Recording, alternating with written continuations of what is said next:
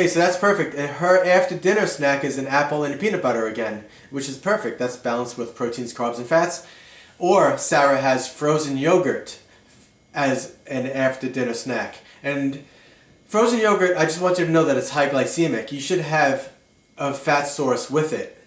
My science actually considers high-fat ice cream better than a fat-free frozen yogurt because the fat-free frozen yogurt is no different than having Kool-Aid or orange juice because it's just liquid carbohydrates, sugar, it looks like it's frozen in front of you, but once it goes into your body, it's liquid. So it's just like having orange juice. I want you to just know that.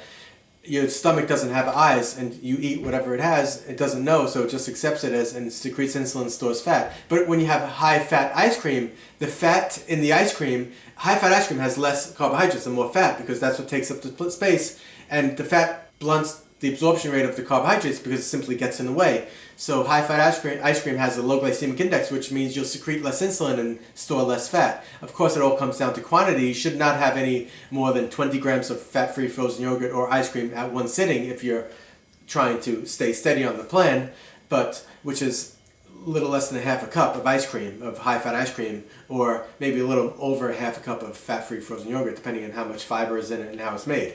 So just caution with the fat-free frozen yogurt. I would at least add some nuts to it to help slow the absorption of the carbohydrates in the bloodstream. And if you notice, if you add fat to a meal, somebody would be afraid and say you're adding fat calories, but we're saying you have less insulin, so we're trying to slow the absorption of your carbohydrates at all costs, at all times. And fat is needed at every meal, especially when people lose fat. They need to keep some kind of fat in their body to prevent themselves from getting too skinny. You want to have your skin nice and healthy, and fat also keeps you full, which is important for long-term dieting success. Fat makes up your brain, and fat makes up hormones in your body. So is a hormonal regulator. So it's very important to balance your carbohydrates and don't worry about your fat. Don't be afraid of fat.